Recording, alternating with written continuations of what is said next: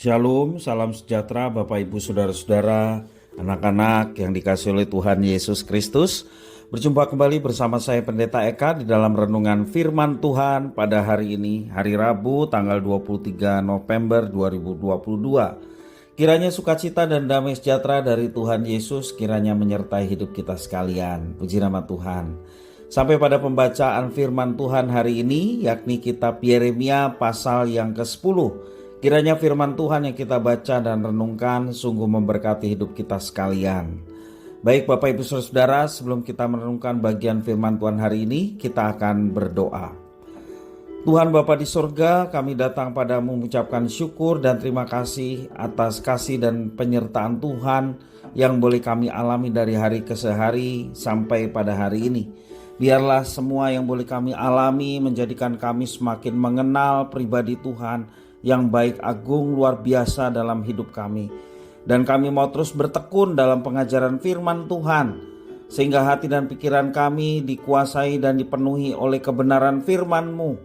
Dan apa yang kami kerjakan seturut dengan rencana dan kehendak Tuhan.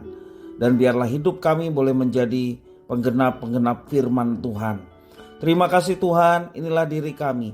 Kami sedia untuk belajar firman Tuhan. Demi nama Tuhan Yesus kami berdoa. Haleluya. Amin. Bapak Ibu Saudara-saudara yang dikasihi oleh Tuhan, anak-anak juga, kita akan bersama-sama membaca firman Tuhan. Pada pasal 10 ini saya akan membacakan di dalam ayat 17 sampai yang ke-25. Demikian firman Tuhan. Angkutlah barang-barangmu dari negeri ini, hai orang-orang yang berada dalam pengepungan. Sebab beginilah firman Tuhan, sesungguhnya sekali ini aku akan melemparkan penduduk negeri ini dan aku akan menyesakkan mereka supaya mereka merasakannya. Celakalah aku karena penyakitku, lukaku tidak tersembuhkan. Aku berpikir, inilah suatu kepedihan yang harus kutanggung. Kemahku sudah rusak dan semua talinya sudah putus. Anak-anakku telah pergi daripadaku. Tidak ada lagi yang mendirikan kemahku dan yang membentangkan tendaku.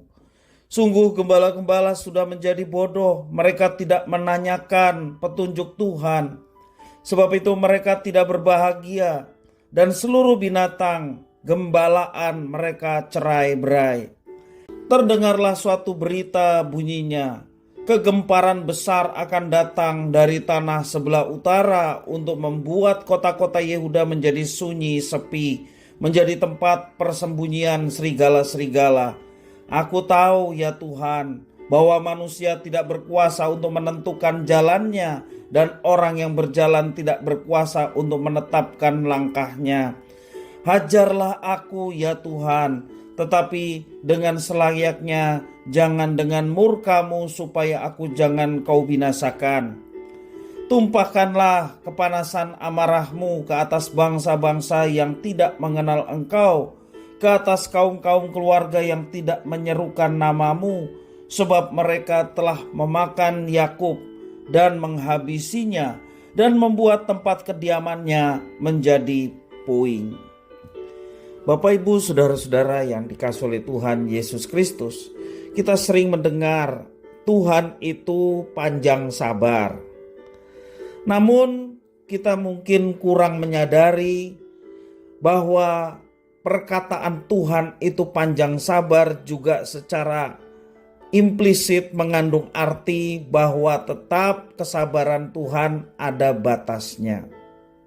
Walaupun panjang sabar, tetapi tetap ada batasnya dari kesabaran Tuhan itu. Setelah ratusan tahun menantikan pertobatan Yehuda yang menunjukkan Tuhan yang begitu panjang sabar, namun Tuhan juga pada akhirnya memutuskan untuk menghukum mereka. Artinya ada batas kesabaran Tuhan, di mana panjang sabar Tuhan menantikan pertobatan Yehuda yang tidak direspon oleh Yehuda yang dikasihinya. Penduduk Yerusalem akan dibuang ke negeri yang asing. Hal itu akan terjadi begitu cepat, seolah-olah mereka terlempar keluar dari kotanya. Nabi Allah, demikian juga Allah sendiri pada dasarnya tidak membenci mereka. Ia justru berempati terhadap penderitaan yang akan mereka alami, walaupun penderitaan itu dialami oleh karena kejahatan mereka di hadapan Tuhan. Ia dapat merasakan kehilangan mereka atas rumah dan keluarga. Namun Tuhan Allah menghajar mereka dengan satu tujuan, supaya mereka bertobat dan berbalik kepada Tuhan. Satu tujuan yang baik yang Tuhan inginkan boleh terjadi dalam kehidupan umatnya. Dari sudut pandang Yeremia, Nabi Allah, para pemimpinlah yang pertama-tama harus bertobat.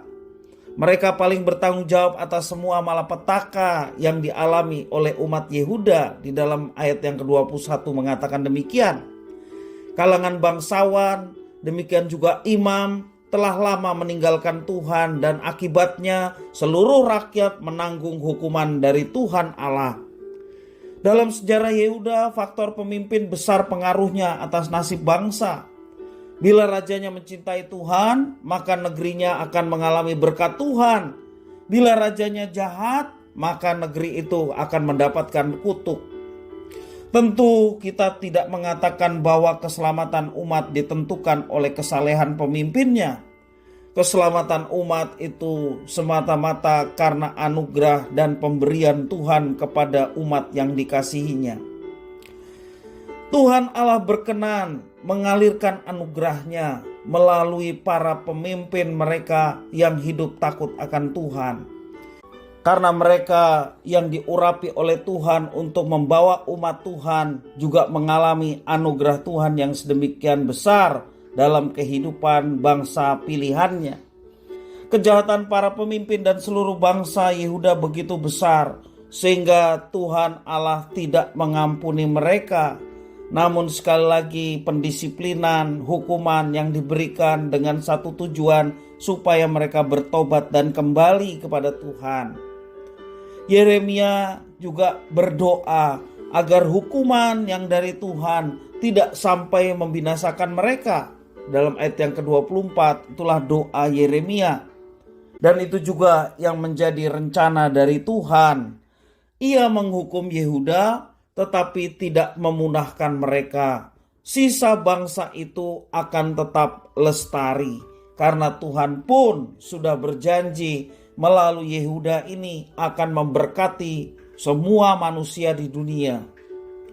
Kita teringat di tempat lain Tuhan juga berfirman, "Aku tidak berkenan kepada kematian orang fasik, melainkan aku berkenan kepada pertobatan orang fasik supaya ia hidup."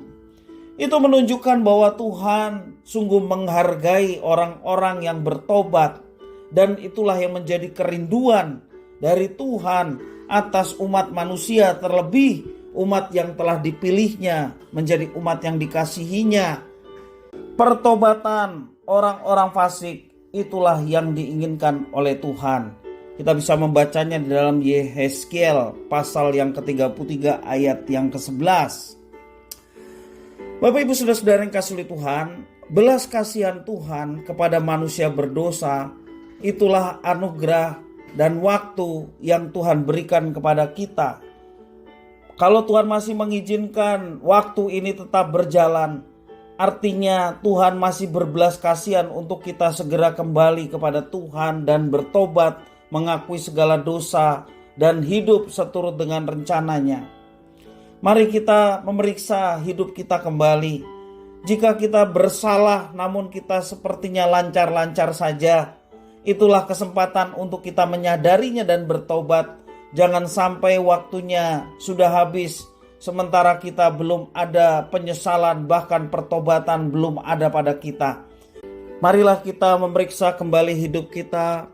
Jika kita bersalah, berdosa kepada Tuhan dan juga mungkin kepada sesama kita, mari kita meminta pengampunan dari Tuhan. Tuhan Yesus Kristus yang telah mati di kayu salib, Dialah yang menebus kita, Dialah yang mengampuni kita. Terimalah pengampunan itu dan datanglah kepadanya dengan tulus hati. Bertobatlah dengan segera, jangan tunggu waktunya. Ketika waktu itu masih ada, itulah kesempatan yang Tuhan inginkan untuk kita segera bertobat dan berbalik kepada Tuhan dan hidup seturut dengan kemauan dan kehendak Tuhan. Kiranya firman Tuhan memberkati kita sekalian. Kita berdoa. Terima kasih Tuhan atas firman-Mu. Mampukan kami untuk menjadi orang-orang yang senantiasa memeriksa hidup kami. Apakah kami sungguh layak di hadapan Tuhan? Apakah kami tetap melakukan hal-hal yang tidak berkenan atau dosa di hadapan Tuhan?